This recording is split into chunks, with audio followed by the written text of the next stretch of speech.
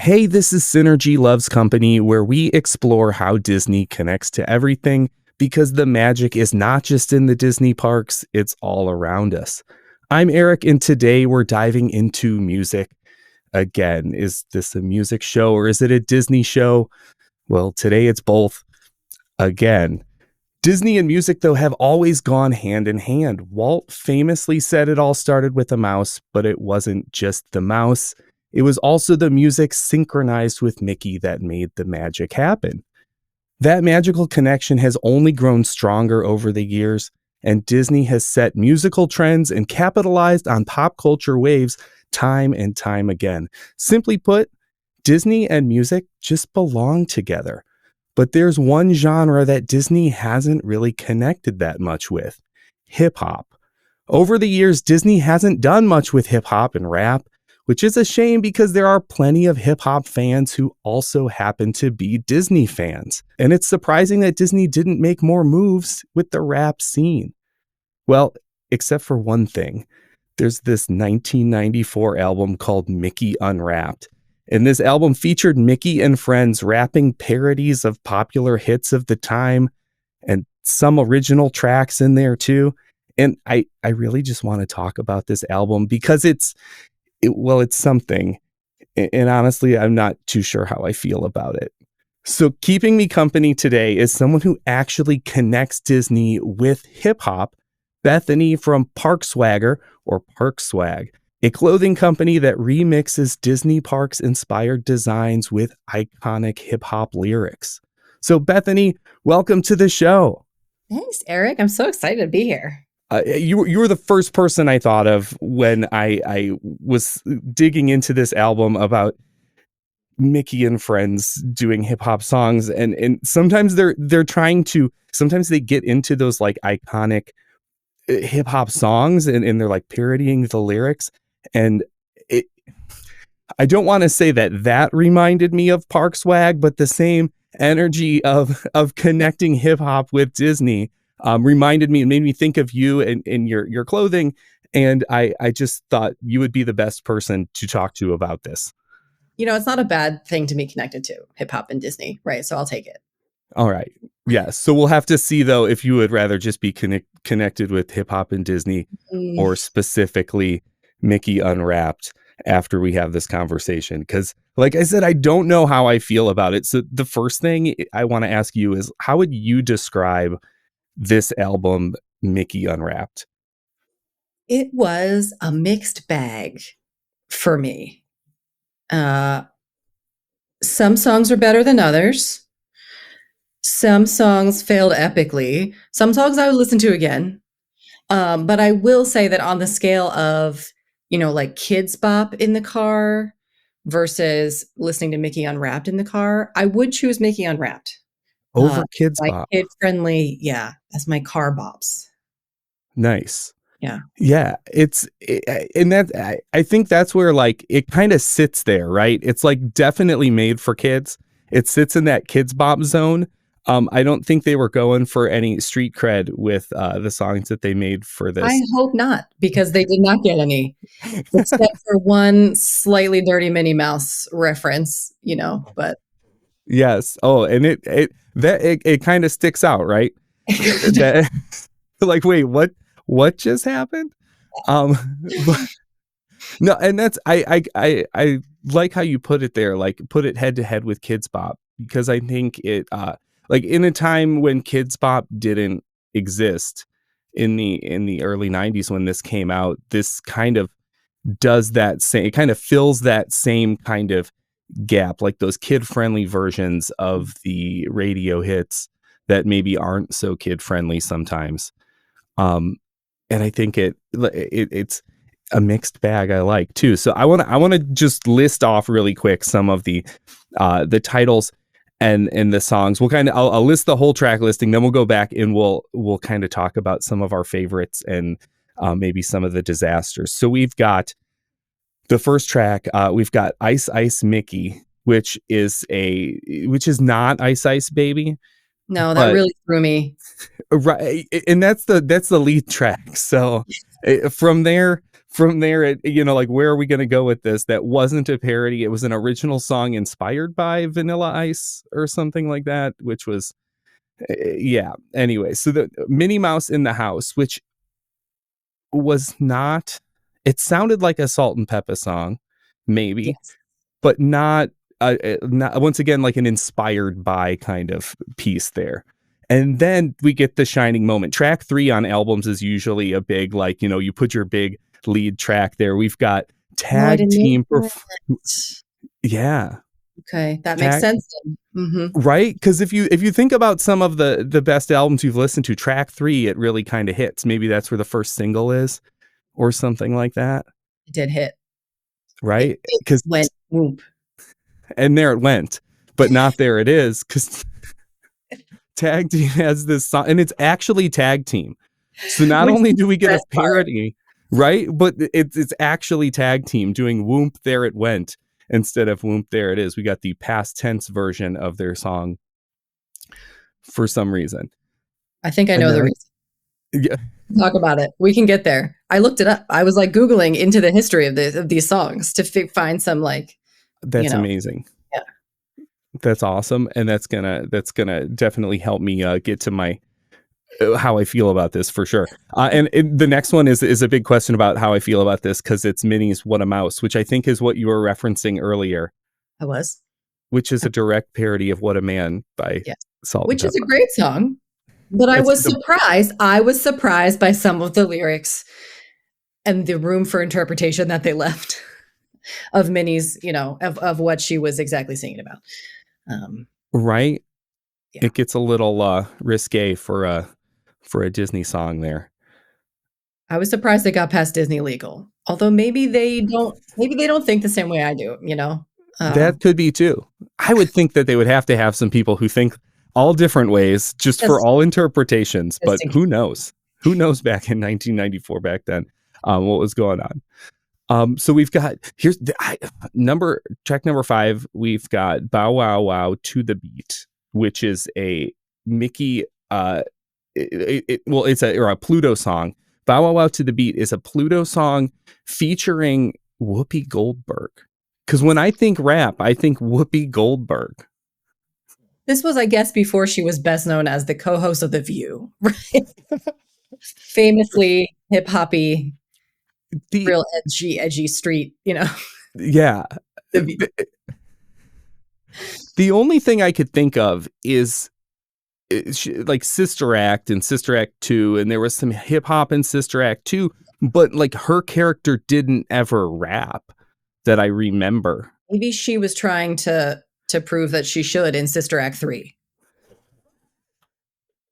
There you go.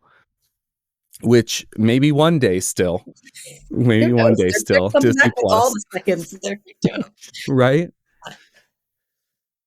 And so, yeah, so I feel like after, I don't know how you feel about this, but like after this, it starts to get even more weird, because we start getting away from some of like the like stars mixed with Disney Mickey and Friends characters, and we start getting more in, it starts kind of fizzling into kind of weird areas. But we get DJ Goof, which is a Goofy centered song where he's a DJ. We get Ducks in the Hood, which is like they're trying to do gangster rap with Huey, Dewey, and Louie. That one, I'm going to go with worst track. That one, the worst track. Yeah, and we can discuss more in depth why I think that's the worst track, yeah. For sure. Little Red Rapping Hood has nothing to do with Mickey and Friends, but it's a retelling of Little Red Riding Hood. And she doesn't necessarily even rap. She just kind of talks a lot. Like there's no rhyme to it. Statement. Yeah, maybe there was a statement in there that we're just missing. That could be. And then there's the Mickey Mouse Club mix, which I kind of liked. I was going to say I really liked it.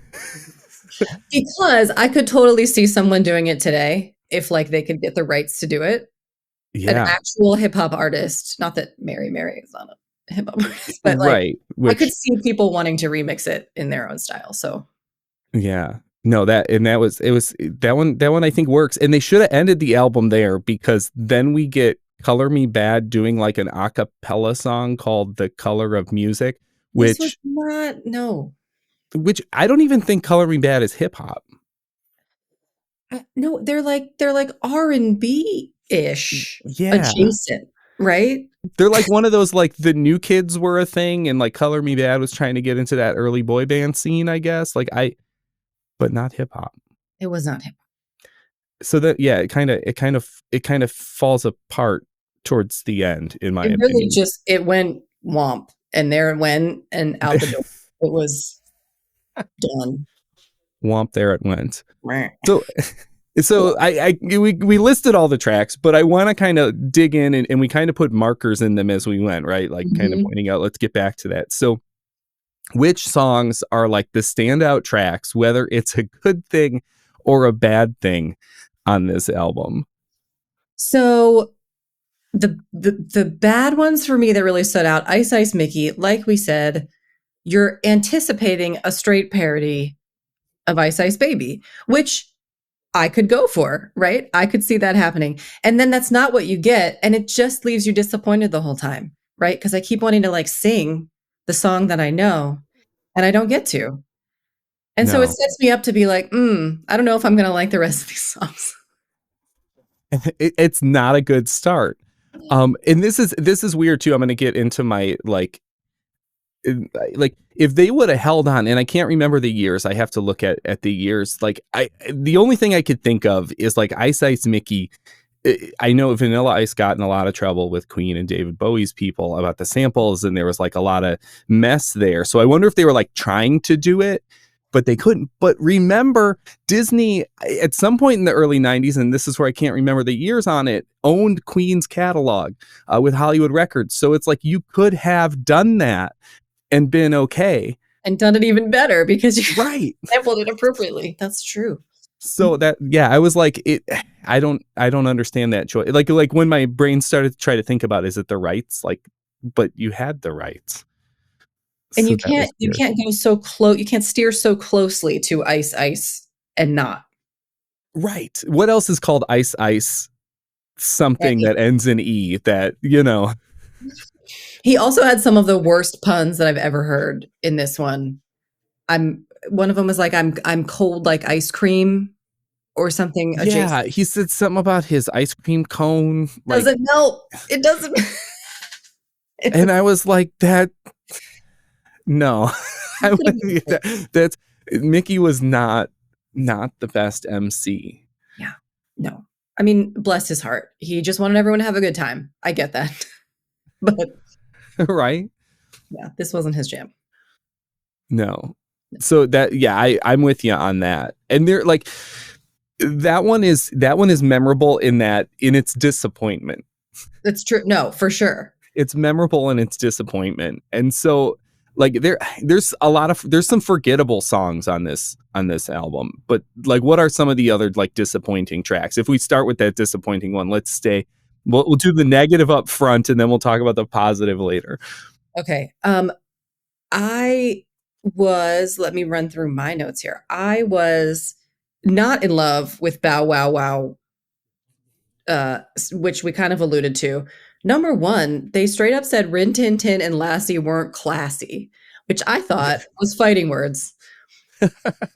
There's room for everyone. And Lassie, you're going to go up against Lassie? That's a hard one for me. But also, it didn't make any sense to me. There was too much Bow Wow. It's like they wanted to do a Snoop Dogg song, but they didn't do a Snoop Dogg song other than the Bow Wow part. And this is before, I didn't look this up, but this is before Lil Bow Wow. True. Right? So yeah. If they had waited, they couldn't know he was coming, but like he would have been perfect. Maybe not Whoopi, but Lil Bow Wow would have been great. Or even Snoop Dogg would have been great. Yeah, I feel like Snoop Dogg would do something with Disney now, and that Absolutely. I would be totally here for. Absolutely. Disney, get on it. Because he does all of those sort of lullabies. Yeah. Yeah. And he's come around like at this point, Disney wouldn't have touched Snoop Dogg because he was too controversial. But like now he's on the Olympics. He's like in everyone's homes. We all love him now. No. And make him the marshal of the parade. It'd be great. It would be awesome. And put Pluto next to him. Why are they not calling us? This is a great. Right? Back then, though, they shouldn't. I don't. That was definitely also a kind of down in the dumps moment. Now, you did say that Ducks in the Hood. I'm going to hold you to this. Ducks in the Hood was the worst. Here was the thing that I felt about Ducks in the Hood. We know, and here's where I'm going to put my like history hat on a little bit, right? Do it. So we know that the genre of hip hop comes out of a place of, pain and suppression on the part of the Black community. Some of the songs, I think, are written in a more lighthearted way, right? That still incorporates some of that pain. And I think, like What a Man and Ice Ice Baby. All right, Vanilla Ice is white, so you can you can give that whatever you want to. Yeah. The tag team. I mean, and Whoop, There It is kind of a lighthearted one. But yeah, Boys in the Hood really felt like it's coming from a place of pain and it's expressing like deep-seated feelings and systemic problems with the way that our country is set up. And so for Huey, Dewey, and Louie to come out and say they're from the hood of Anaheim was like, ouch.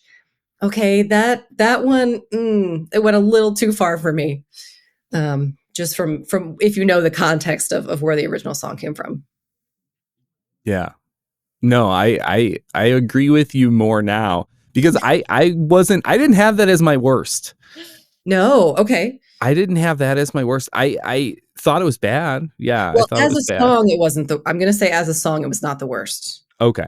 I felt like it was the most of like, ooh, cringy. It was cringy. Yeah. It was cringy. That's for sure. And it's like, they're like, they tried to make it like they broke out of a kindergarten or something. Like it was really. There were so many ways in which I was like, oh, no, don't go that way. And that's, they could have done it. Let me ask you this, because this is kind of where my worst kind of came from. Do you think they could have done Ducks in the Hood a different way that would have made it better? Like, should they have touched it? Like NWA, should they have not even tried to touch NWA? I feel like they should have kind of stayed in that crossover hip hop area, right? The sort of crossover between pop and hip hop where Vanilla Ice comes in and makes it sort of a little more middle class white people friendly. Yeah, and that's I feel like that is where this comes from. This album only exists because rap had started moving into the top 40 because of that, party hip hop kind of vibe. Yes. Like you would get with Tag Team, or I realized I left it off of our track listing, but there's another one in towards the end there. You Can't Botch This. Which was I realized I missed that one on my notes. But that one is a parody of You Can't Touch This, which botch as a word that people are going to use in a hip hop song or even just in like regular everyday conversation. It was an interesting choice, but that was a good one for me though, because I liked the parodies. See, I'm a sucker for a parody, right? Yeah. When you if you see my shirts, that's I'm a sucker for a parody, right? True. So they were doing well with the parodies, I felt. So Botch This. Botch, I agree, is a hard word for some. Right. But once you get into the groove of it. Yeah, no, you could get it. And the song went with the theme and it worked, and it was like they sang the story of like all the characters botching something and matched the characters' personalities well, right? To have so that one was a win. Although we were still about the bad ones. Yeah. Should I tell you about my bad one? Yeah. Okay. So I have a feeling to know what it is. Well, let's see. So I had a problem with DJ Goof. Oh no. Okay. Wow. This surprised because so my brain, like I love Goofy as a character. Okay. So Mickey and Goofy in this album both did this thing that bothered me, like Mickey and Ice Ice Mickey and Goofy and DJ Goof, where they like act like they're not good at rap in the song. To I'm like trying to find another example, but it's kind of like this, like, I don't even understand this, so why am I doing this thing? Mm-hmm. And it's like, don't do that with it. do Take it seriously or don't do it at all. right, but don't do the like, I don't know what this is, but I'm gonna try it.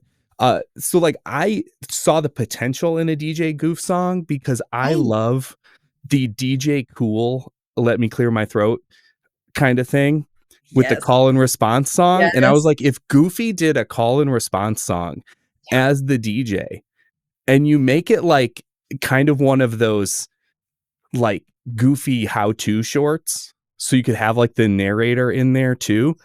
And he's like messing up the DJing, but it actually works out well. That would be So so like, much better. right? So like when I would think about it like that, I was like, no, this song is terrible because they had it right there all along. And they just didn't take any of those They ideas. didn't reach out and grab it. No.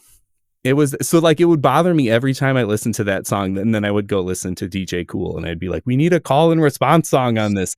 And then I would go listen to the rest of it. And then I would get to DJ Goof again. And I'd be like, no, I need DJ Cool. Let me clear my throat. That's what this goofy song should have been. But that's where my brain went with it. So I think I got stuck on that. And that's why I disliked that one. What did, yeah. I just couldn't listen to The Color of Music. I straight up could not finish the song. I was like, what is this? First of all, the idea that the people who sing, do you know what song they're most famous for? Color Me Bad? Yes. Yeah. They sing I Want to Sex You Up. They also had, I'm just going to say, they also had that song All for Love, which had like a weird xylophone thing in it. I remember that one. Okay. It was really, yeah. And those are the only two ones I know of theirs, though. That's probably the only big hits that they had. Right. Yeah. Because they're not, they're not insane. Well, this is pre-insane, but you know what I mean. Yes. They were going to get them to close out the album. That's how we're going to finish it off with like a slow ballad that doesn't have anything to do with the character. There were no character references that were decent. No. Not at all. It's just tacked on the end for more star power, ? Maybe. And even they're not like that much a star power. No, it felt like the song that plays like after the fireworks when everyone's leaving, right? And you're like, we just need something to play in the background, except I'm not doing that. I'm held captive because I have my CD in my right. You're right. And you got to get over to there to change it. I know. Honestly, I kind of would be. I was with you. I'd kind of duck out after, like the Mickey Mouse Club mix thing. They could have ended it on a high, a relative high with Mickey Mouse mix. For sure. Because that was good. Any other bad ones you want to talk about before we get into good? Because now we're starting to talk about the good ones again. No, I think I can go to good ones. Let's do that. So let's start with the club mix. We'll kind of start at the end there because we just that's where the album should have ended. Right. And then just we'll cut that last track off and it ends with the club mix. And yeah, what do you think? I thought it really worked well. Mm-hmm. What do you think worked about it? I think it worked because it wasn't a song or characters trying to pretend to be something that they weren't, right?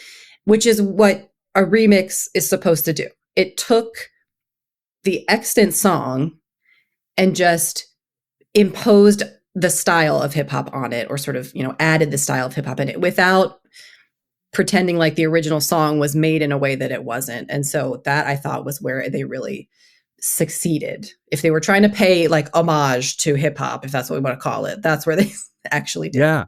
Mm-hmm. No, and that's I love there was those little clips from the Mickey Mouse Club mixed in from the OG Mickey Mouse Club. And it was cool. That's the album I would want. I would love it if instead of the Mickey characters, this album was we're going to let MC Hammer make a song, but use Disney samples. Yes. I think that would be fantastic. I agree. And we still could do something like that. MC Hammer and let them, they let pop stars remix and sort of redo some of their other hits, right? On their albums. So let the rappers do it. Yeah. No, it would be so cool. And I there's still time, Disney. You can still do this. Nothing but time. It would be amazing. But no, so I do got to say when I was looking into this album more, I did see, and I haven't tracked it down yet, but there was one called like Mouse House Club Mixes that was kind of a sequel to this. No.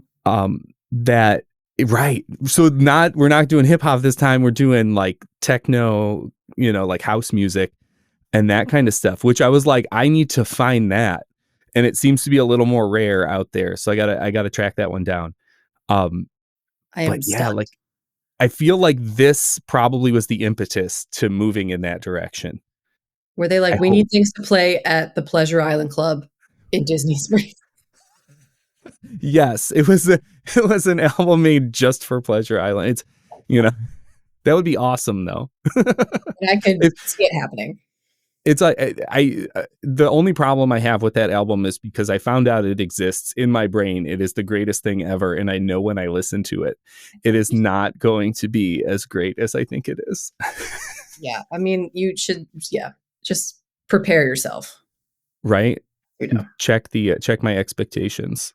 Yeah. All right. So we did Mickey Mouse Club Mix. A great song. I'm going to throw one out there that I thought worked really well, which was the Whoomp There It Went with Tag Team. Yes. I wrote like a whole paragraph about this in my notes because I love it. So great. One, because they got the real tag team, right? Like that was a key part of it. And they like sprinkled in the Disney characters, but the real rapping was done by tag team. Yes. And you could tell the difference. Yeah. Voice actors did not do a fantastic job. But obviously Mickey Mouse doesn't rap, right? He's not a rapper, but tag team was. So I thought it was one of my favorites because there were actual like rap skills being shown. For sure. Yeah. And tag team, I got this sense because I tried to listen to Whoomp There It Is, the original song, and then this one, and I got this like tone of joy in tag team's voice that's in this version that is not in their like party club hit original version. That you could tell they were just, it almost sounds like they're giddy to be doing this. Like they were super excited to be doing it.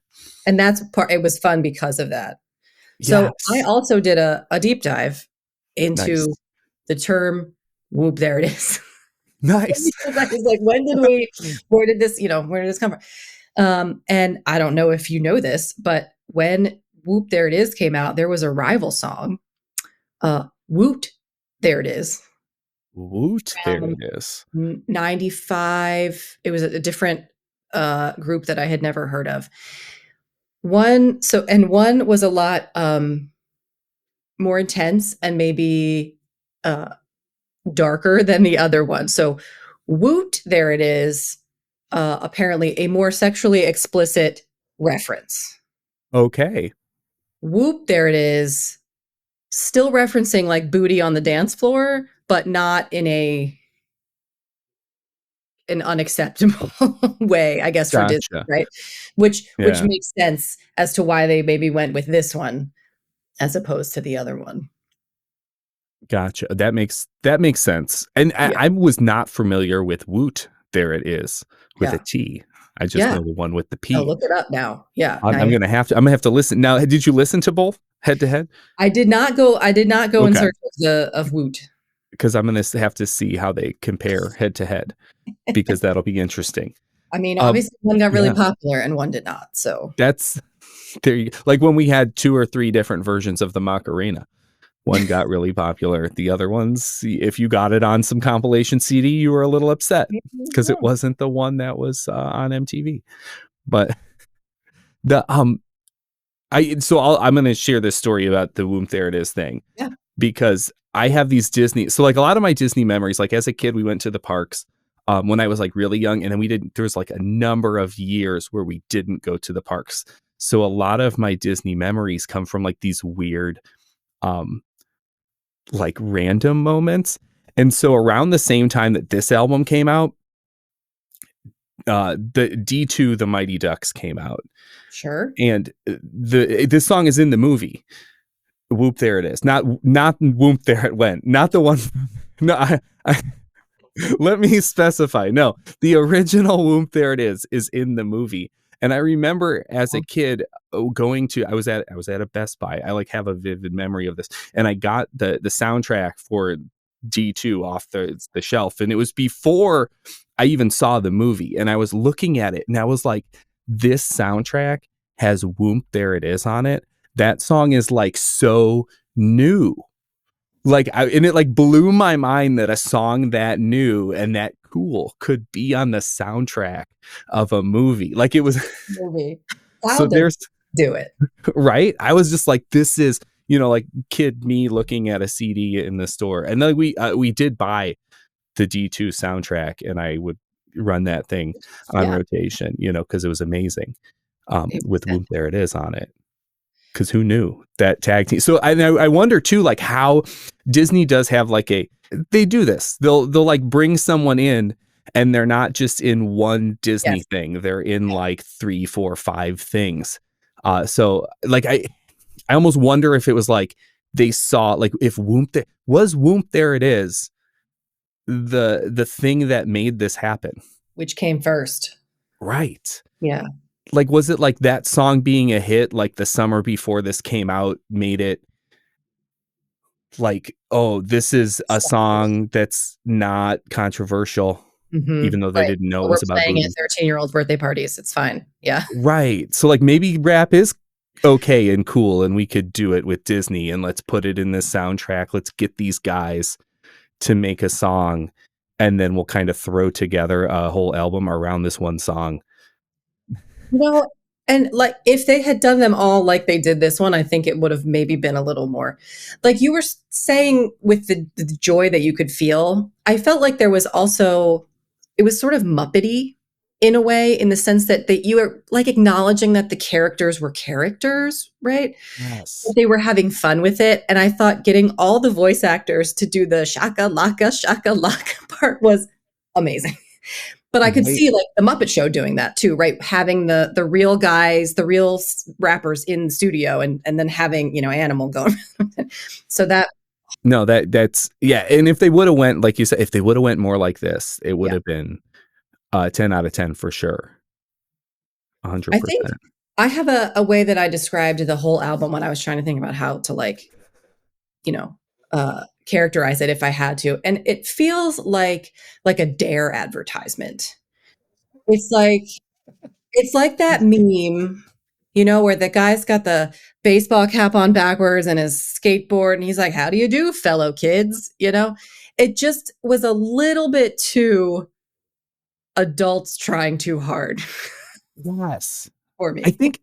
I think that's what I think you put into words what I was feeling on those Mickey and Goofy tracks where they like I'm not good at this rap thing, but like that's like somebody's dad like trying to joke around in 1994 being like, this rap thing, I can do this, look at this shoe too, I'm rhyming. Yeah. It had that energy on those songs. For sure. For sure. And what contributes to that energy? I have to put this out there. I don't know if you are able or going to show a picture of the album, but the fact that on the front of the album, you have Mickey Mouse in low slung pants, but they're over his shorts. Yes. He's wearing pants over shorts. That's not how that goes. He's like sagging them. So does this mean that his pants are actually underpants and that he's just always in his underpants? I thought about that a lot longer than I should have or wanted to after seeing weird. It's weird. But that shows that disconnect of the people making this didn't totally understand it. And I think that if Tag Team had been a producer, a consultant or something, they might have had a better chance, or anyone really that understood, anyone who had bought a hip hop album before this as a consultant, they might have done a little bit, made some different choices. And let's get to this one, because speaking of not quite understanding what the hip hop scenario is, we got to talk about What a Mouse, because I don't know if they knew what they were doing there or what they were touching. And also, I feel like they could have gone the next step and just asked Salt and Pepper to be part of the album. They like asked for the Or if the they, rights to cover the song. I wonder if they did. That's true. I don't know. I don't know. I don't know if they would have. I mean, what I have written down here is 10 out of 10 no notes would put in rotation It is a good song. because it's hilarious. It is. It so like the original song is it would definitely not be Disney appropriate. Is the Disney-fied version Disney appropriate? Because it does actually toe the line. Oh, and no, it definitely goes the line.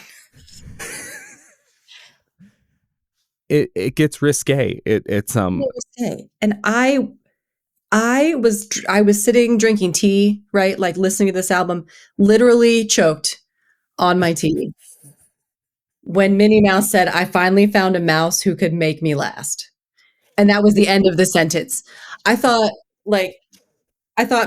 more would come to change the, no connotation. It did not. No, they just left it at that. And it's like, that's one of those, did they know what, like, did they know what they were saying? Like, did they know what the original song was about? Because it's awfully close to the original song. We possibly be referencing? I don't know. He knows just what to do. I don't have to say please.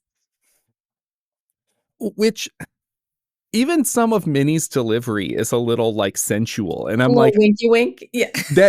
And it made me like, wait, what is like? How is this really a Disney like Disney let this in the middle? So maybe they thought they could get away with it. That's true. They tucked it away in the middle, and they were expected. The executives listened up to Tag Team, and they're like, great, and then they didn't keep going because. Then they would have been like, wait, what did she just say? But yeah, no, it is what makes it great now listening to it. Right. No, it is would you say it's the best track? It might be one of the best tracks just because of its shock value and kind of.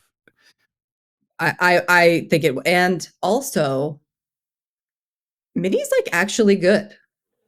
Yes. Right? Like Russi Taylor slayed it.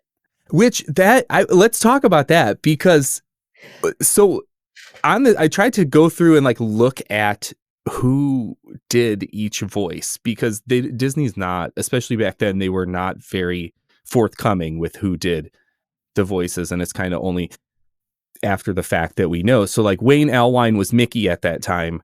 Russi Taylor was Minnie. She was Huey, Dewey, and Louie. And from what I could tell based on the tone of voice, she was also Red in Little Red Rapping Hood. Which makes sense. Yeah.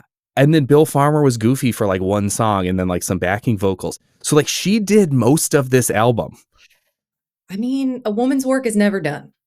Right? She is impressive, not just with all the voices that she does, but that like I felt like she stepped up to the plate when it came to rapping, where like the other two, I almost feel like they were like, you're going to rap like this. And they're like, I can't do this. And they're like, fine, we'll write that into your rap. I can't do this. This is my rap. And then she was just like, what do you got for me? Okay, let's try it. Right. And she was just like up for it. Yeah. Which was pretty amazing. Minnie can do anything. Right. Because she was Huey, Dewey, and Louie. And I know, how do you make them all different? I don't even know. I don't know. She was, and yeah, I thought Red sounded like Webby from DuckTales, which is, she also did the voice of Webby. Yeah, so then I was like, I think that's her too. Okay. I can see that. No, she was impressive. She deserved props for this one. For sure. This is a Russi Taylor album featuring Russi Taylor Stan album. Yeah. Yeah. Right? Because no, that's, if anything, like giving this a listen gives you a new respect for her work. Like, because she brings it. And the other two, I don't think do it. And then the other thing is we're missing Donald. Yeah, I don't know if Donald is rapping too much of like a throwaway track. Like would they have phoned it in too much? Or is it just so unintelligible at that point? Right. Like if he's trying to get a flow going and it's like that would be difficult. But like even that song, Whoomp There It Went, is about Donald's they referenced him. Yeah. But I don't think he's in it at all. Or if he was, it wasn't, it was just like a hot second, right? Because I don't. Right. I'm trying to remember. It would be more of just like a little voiceover kind of addition. Because he was being like thrown. Yes. So Because what would you want at your birthday party other than to be thrown? it was But yeah. it was interesting that they chose to use the past tense for there it went. And there Yeah. he went. And there but Boom, okay. there he went. Yeah.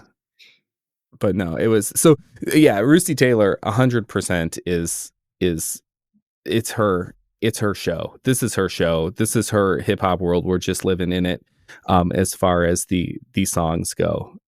And that I think that deserves a shout out. To be Because it was really fair, great. if you asked me which character would be good at rap, the only one I would pick would be Minnie Mouse, probably, right? Just because she has the like grit. Yeah, for sure. Well, and she's got the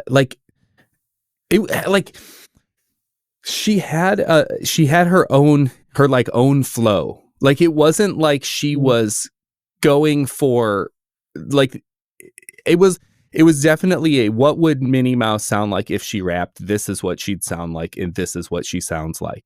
It wasn't like she was trying to imitate anyone, or like maybe it wasn't she wasn't gonna get a Def Jam record contract, but she stepped up to the plate and she knocked it out of the park, I thought.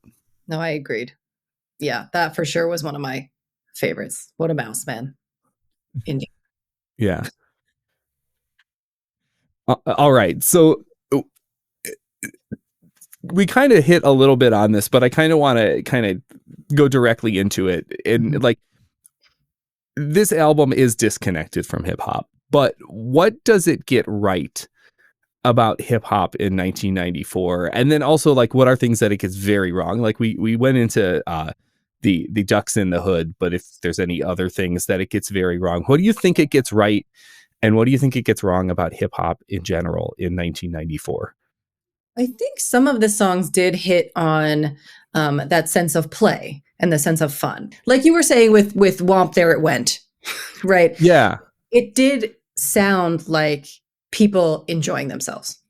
Right. Now, not every track, I think, sounded like it was people enjoying themselves.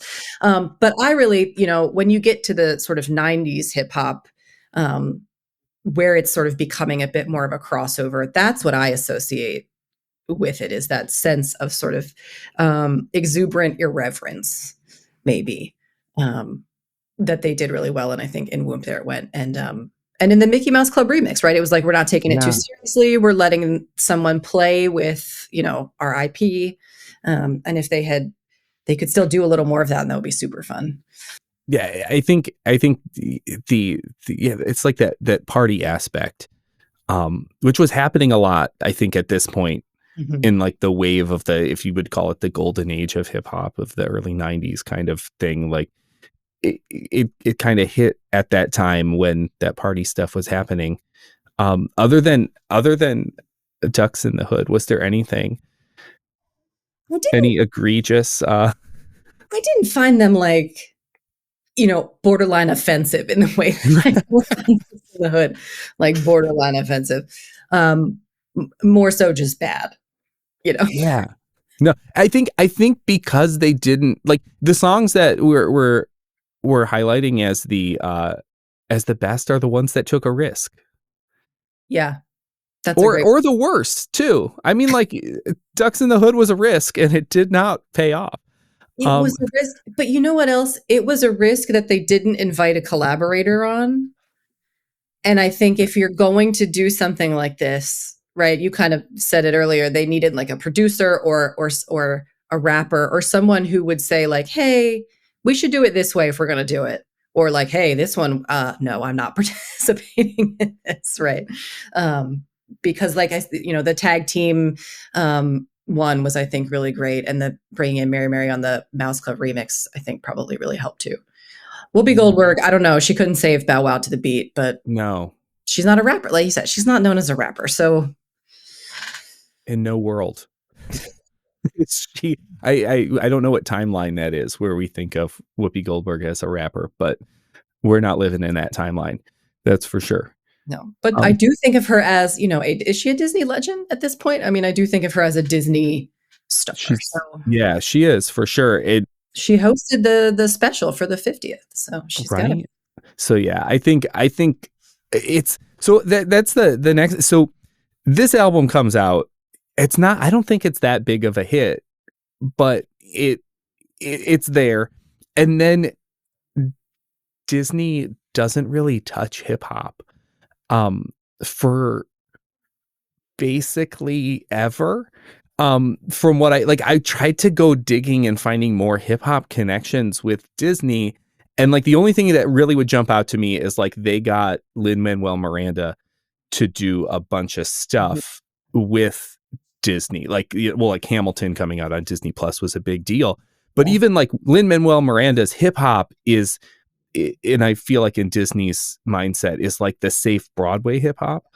That they feel like they could understand, since a lot of Disney music comes from Broadway. It's like, this is the way Broadway's going. He's the guy who could bring us into the future. But like, what can you think of any other Disney hip hop that kind of lives in the times between Mickey Unwrapped and Lin Manuel Miranda's? Well, maybe I should have looked up what year this came out, but what year was the Splash Mountain rap? Oh yes, I forgot about that. Well, and that, even if it's before Mickey Unwrapped, that should have been on Mickey Unwrapped if it Wait, was why did they before put this. it on Mickey Unwrapped? Because it's Uh, it's either, I would assume it's either, tied to the opening in Disneyland in '89, and or then was then Florida was like 91, ninety yeah. two. So it was definitely before this. So why wasn't the Splash Mountain rap on this album? Oh man. I mean, talk about living in infamy. Yeah. That would have made it so much better too. That would Just have to, been, yeah, yeah. And it's every now and then it gets like rediscovered, right, by yes, like Disney fandom, and it's just especially that video. white guys rapping in, construction gear. I don't know. It's, yeah, It's weird. It's weird, but in the best way, in a way that I don't think would ever happen again. no. But I remember actually loving it. It was on one of the it was on Disneyland sing along songs, I think. The best of the sing Yes. along song compilations. Yes, which those were great. And I Abs- feel like they kind of wished that these hip hop versions could make it to sing along song status, but no. Yeah. I do wonder though, we're living in a different cultural moment, and Disney, in my opinion, has gotten a lot better about learning when they need to bring on cultural partnerships. Yes. And I wonder if they could pull it off now in a way that felt more authentic and a little less, um, yeah, Yeah. Yeah, it was very outside looking in yeah, when it, especially when it had its like boring moments and things like that, very outside looking into the world of rap and hip hop. yeah. But no, I think there's room in our lives for a new version of this. I know we just had that, and maybe not with Mickey and Minnie rapping. Like, I don't Yes, know. yeah, Yeah, because we just had that. What's it? A whole new sound came out, and for us, like emo kids, it was awesome yes, because of all of those songs on there. It was like great. Like you're getting like Yellow Card and like yeah. Plain White That's Tees what all I doing love. these songs. Yeah, so You know, let Snoop gather his friends and do one of these. I think it would be a big hit. that would be great. And if Snoop's doing it, we could. I'll let Martha Stewart be part of it too for some reason because she's always hanging out with him for some reason. You can just be there. But that because that would be a nod back to like this album and having some like random Whoopi Goldberg. A random I would lady, be and like, why is she here? Uh, love that. Love that. but no, I do think we could leave the door open for this. Please, Disney, if you're listening, which they're probably not, but And then they can bring him in and he can be a narrator for like the Christmas candlelight processional. that I would fly down there for that. I just want to see what would happen if Snoop was the candlelight. Oh, Can he write his own script too? Give him the script first and then let him put his own flair on it, because it would be so amazing to see. Yes, we need Snoop as part of like the Disney. yeah. I know NBC's got him for the Olympics and stuff, like NBC Universal, but like let's try to try to get them over to our side. We can share. We can play nice in the sandbox. Right? There you go. Yeah. All right. So as far as like, I think we figured out that this could be fixable, and there is a world in that we live in that Disney could do a hip hop album that could be great. And even though this one had some great moments, it doesn't quite do it for us. But True. For us hip hop fans out there, especially old school hip hop fans, like I love the hip hop of my youth, of course. Park Swag does something to fix that void of hip hop and Disney coming together. And so you make some awesome clothes that have hip hop and Disney mashed up together. And so could you give us a little behind the scenes of like what you do to make Park Swag happen? Yeah. I came from the same probably generation, right? Yeah. And so I love Disney and I love the 90s hip hop. And I, would always be walking around the parks and like hearing these lyrics in my head, right? When I'm walking through the parks. And I wanted to be able to wear them and also to be able to like have shirts that weren't like, saccharine sweet kind of Disney vibes.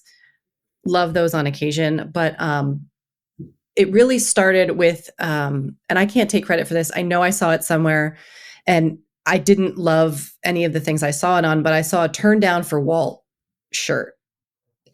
And I was like, oh my gosh, that is epic. I feel like Walt Disney would have loved it. And that is exactly my vibe, right? Like Turndown for Walt. And so I brought that to one of my friends who's a graphic designer who is not a Disney person. And I said, these are the like references. These are the Disney references that I think you should put into this shirt. And so she sort of reworks the designs until I look at it and go, oh my God, yes, that is, nice. I will wear that. And then they just kind of started coming for me, right? And some of them I haven't gotten out yet. We were talking about Salt and Pepper, Push It Real Good. You have to do with Push the Trash Can, right? Oh, yeah. We gotten one of those out yet, but it will come. But so there's just so many good references that make sense when you leave the lyrics as the original lyrics, but have an image that references Disney. And so that's what we're doing, is kind of trying to create that moment where the line comes together with a moment from the park. Yeah. And I will tell you, when I see like the Turndown for Walt shirt, like I hear the music in my head. Yes. I like hear those like synthesizer, like I can't not, or you guys had like a Drop It Like It's Hot, right? Drop It Like It's Hot with the Tower of Terror. Yep. Right. And it's like, I can't not hear it in my head when I see those. And it's kind of awesome to like see the Disney imagery and then like see it mashed up with some hip hop lyrics that like it just gets stuck in your head, and it's so cool. I think it gives me that same sense of like fun and joy, right? Like is that the songs give me as well as. Yeah. Do you have a favorite one of the shirts that you've designed? Like what's the one? The Turndown for Walt will always be like my most epic favorite. The number one. That will be my number one OG. Also, because like I'm a Walt stan. I love Walt, and I like whenever we can put him in the park. There's my other one is probably Started From the Bottom, Now We Hear, which is a picture of the partner statue. And I feel like I love wearing that one because A, it's fun to mash them up, but B, it really says so much about like what we love, I think, about Walt and Disney and Mickey, right? Like they really did start at the bottom and work their way up to become these cultural icons. It fits so well. Yeah. It fits like that. And I think that's kind of the magic of Park Swag, is that you find that lyric that fits the Disney moment. And it doesn't always have to be like the Disney commercial where it's like, playing like the sweet music and like talking about family memory. Like we all have different soundtracks in our heads, and like that's not the soundtrack in everyone's head, but maybe Started From the Bottom, Now We Hear is the soundtrack in your head, and that's the most fitting moment for you, and that works. I agree, that one works so well. Yeah. that you guys have? We tried to do some Christmas ones, and so we did one with Mickey Mouse. That's also one of my like holiday favorites. From the window to the wall till Mickey decks these halls. I That can't. one, It's amazing, right? It's that one perfect. gets into what a mouse territory there. It's And I love that. you know, But it zigs and zags when you need it to, not like Minnie. it's true. But yeah, And, it's about the picture that you put it with, right? We didn't get the right context for Minnie Mouse and What a Mouse. Take it out right. of that territory. So yeah, we also try very hard to make it so that we're not putting innuendos and things that are inappropriate for the parks on our shirts, and we take pride in that because my designer friend and I, we have kids and we walk around wearing these shirts, so Right. a fine line. Yeah, no, but it's I appreciate it. It gives us that space to kind of when I mean my show is about, of course, how Disney connects to everything and what it can connect to, and it's like if you can connect Disney with hip hop and put that on a shirt to express yourself in the parks or even just walking around town, like that's amazing. That's like how we connect it all. Yeah, that's what the Disney fandom is, right? It's just connecting your Disney fandom to all these other things that you love, and all the other people that love the things that you love. That's it right there. Mm-hmm. So how can we find these really awesome shirts of yours? So we currently sell on Etsy under Park Swagger Tees, and you can find us on all the social medias at Park Swagger Tees. First off, thanks for sharing the shirts with the world because they're awesome. And then personally, thank you for helping me make sense of Mickey Unwrapped, because there was a lot to unwrap there and figure out what's happening. They did name it correctly. You got it. There was a lot to unwrap. There was a lot to like, instead of unpacking it, we unwrapped it. But no, so thank you so much for coming on the show. I feel like I have a different appreciation for the album. Definitely. I won't say new or better. It's just different now. So that's fair. Right, and I'm seeing songs in a way that I didn't before, which I really appreciate. And would you say it's worth a listen? Should someone? I mean, it's free, so you might as well, right? Right, because there will be a link to the playlist on YouTube where you could check it out in the notes down below. So go ahead and check that out after you have checked out Park Swag, of course, because there will be a link for that down below too. But Bethany, thank you so much for coming on Synergy Loves Company to sort through that and talk about hip hop and Disney. That was so fun. And thank you, because I never would have known that album existed without you. and here we are, and it exists. We'll go with that, right? Definitely say it exists. and now we're better for knowing that it exists. I'll say that. I feel better for knowing that it exists. Sure. I'll agree with that. Right. So thanks so much to Bethany for coming on the show. And you gotta go make sure that you check out Park Swag, and then you could go rep your love of Disney with some cool park swag. Probably turn some heads when you wear these shirts in the parks. And, you gotta go take a look right now. See what she's got up there, especially for the holiday season. Thanks for joining us on this adventure through Disney's connections. And remember, Disney magic isn't just in the parks. It's all around us, even in the small details, even in your favorite hip hop song. So until next time, keep discovering the magic in everything.